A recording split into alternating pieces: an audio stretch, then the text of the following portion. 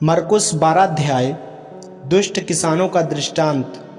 फिर वह दृष्टांतों में उनसे बातें करने लगा।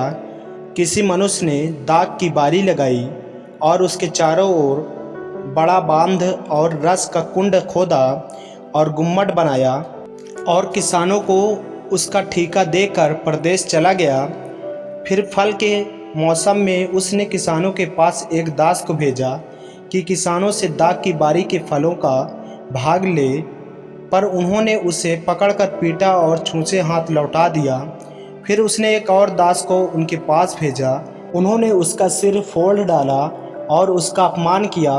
फिर उसने एक और को भेजा, उन्होंने उसे मार डाला।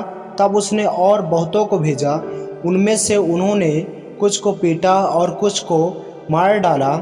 अब एक ही रह गया था जो उसका प्रिय पुत्र था। अंत में उसने उसे भी उनके पास यह सोचकर भेजा कि वे मेरे पुत्र का आदर करेंगे। पर उन किसानों ने आपस में कहा, या तो वारिस है, आओ हम इसे मार डालें, तब मीरास हमारी हो जाएगी। और उन्होंने उसे पकड़कर मार डाला और दाख की बारी के बाहर फेंक दिया।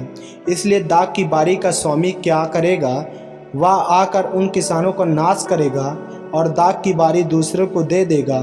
क्या तुमने पवित्र शास्त्र में यह वचन नहीं पढ़ा, जिस पत्थर को राजमिस्त्रियों ने निकम्मा ठहराया था, वही कोने का सिरा हो गया। यह प्रभु की ओर से हुआ और हमारी दृष्टि में अद्भुत है। तब उन्होंने उसे पकड़ना चाहा, क्योंकि समझ गए थे कि उसने हमारे विरोध में यह दृष्टांत कहा है। पर वे लोगों से डरे और उसे छोड़कर चले गए। कैसर को कर देना। तब उन्होंने उसे बातों में फंसाने के लिए कुछ फरीसियों और हेरोदियों को उसके पास भेजा। उन्होंने आकर उससे कहा, हे गुरु, हम जानते हैं कि तू सच्चा है और किसी की परवाह नहीं करता, क्योंकि तू मनुष्यों का मुंह देखकर बातें नहीं करता, परंतु परमेश्वर का मार्ग सच्चाई से बताता है। तो क्या कैसर को कर देना उचित है या नहीं? हम दें या ना दें? उसने उनका कपट जानकर उनसे कहा, मुझे क्यों परखते हो? एक दिनार मेरे पास लाओ कि मैं उसे देखूं। वे ले आए और उसने उनसे कहा, यह छाप और नाम किसका है? उन्होंने कहा, कैसर का। यीशु ने उनसे कहा, जो कैसर का है वह कैसर को, और जो परमेश्वर का है वह परमेश्वर को दो। तब वे उस पर बहुत अचंभा करने लगे। पुनरुत्थान और विवाह। फिर सद्दुकियों ने भी, जो कहते हैं कि मरे हुओं का जी उठना है ही नहीं, उसके पास आकर उससे कहा, हे गुरु, मूसा ने हमारे लिए लिखा है कि यदि किसी का भाई बिना संतान मर जाए और उसकी पत्नी रह जाए, तो उसका भाई उसकी पत्नी से विवाह कर ले और अपने भाई के लिए वंश उत्पन्न करे। 7 भाई थे। पहला भाई विवाह करके बिना संतान मर गया। तब दूसरे भाई ने उस स्त्री से विवाह कर लिया और बिना संतान मर गया। और वैसे ही तीसरे ने भी किया और 7 से संतान न हुई। सबके पीछे वह स्त्री भी मर गई। अतः जी उठने पर वह उनमें से किसकी पत्नी होगी, क्योंकि वह 7 की पत्नी हो चुकी थी। यीशु ने उनसे कहा, क्या तुम इस कारण से भूल में नहीं पड़े हो कि तुम न तो पवित्र शास्त्र ही को जानते हो और न ही परमेश्वर की सामर्थ्य को? क्योंकि जब वे मरे हुए में से जी उठेंगे तो वे न विवाह करेंगे और न विवाह में दिए जाएंगे, परंतु स्वर्ग में दूतों के समान होंगे।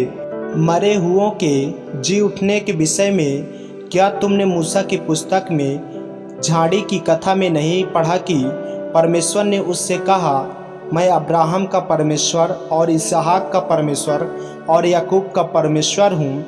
परमेश्वर मरे हुओं का नहीं वरन जीवितों का परमेश्वर है।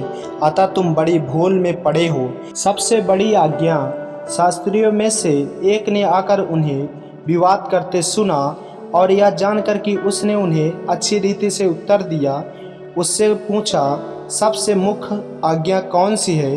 यीशु ने उसे उत्तर दिया, सब आज्ञाओं में से यह मुख्य है, हे इज़राइल सुन, प्रभु हमारा परमेश्वर एक ही प्रभु है।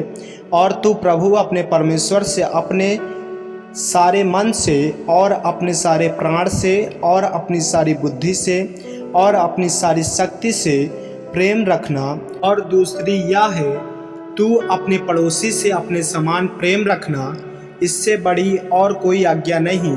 शास्त्री ने उससे कहा, हे गुरु, बहुत ठीक, तूने सच कहा कि वह एक ही है और उसे छोड़ और कोई नहीं, और उससे सारे मन और सारी बुद्धि और सारे प्राण और सारी शक्ति के साथ प्रेम रखना, और पड़ोसी से अपने समान प्रेम रखना सारे होम बलियों और बलिदानों से बढ़कर है।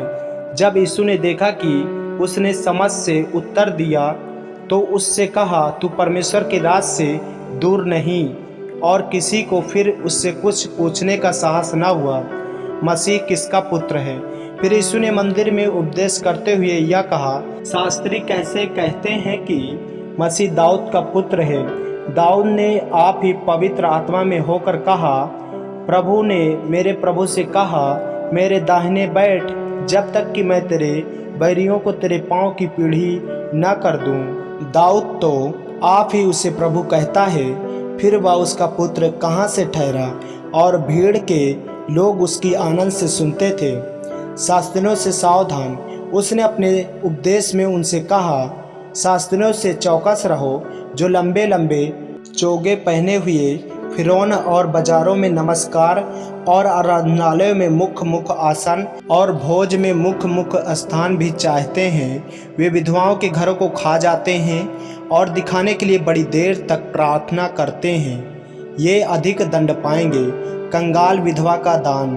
वह मंदिर के भंडार के सामने बैठकर देख रहा था कि लोग मंदिर के भंडार में किस प्रकार पैसे डालते हैं, और बहुत से धनवानों ने बहुत कुछ डाला।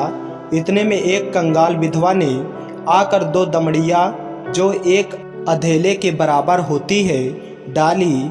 तब उसने अपने चेलों को पास बुलाकर उनसे कहा, मैं तुमसे सच कहता हूँ कि मंदिर के भंडार में डालने वालों में से इस कंगाल विधवा ने सबसे बढ़कर डाला है, क्योंकि सब ने अपने धन की बढ़ती में से डाला है, परंतु इसने अपनी घटती में से जो कुछ उसका था, अर्थात अपनी सारी जीविका डाल दी है।